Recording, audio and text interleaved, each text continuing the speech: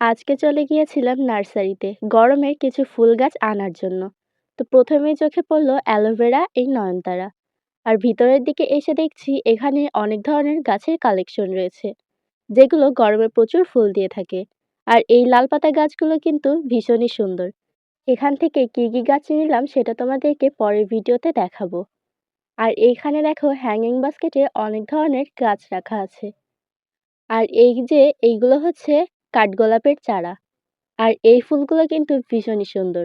এটার নাম ল্যান্টেনা। এটার অনেক ধরনের কালার রয়েছে এখানে।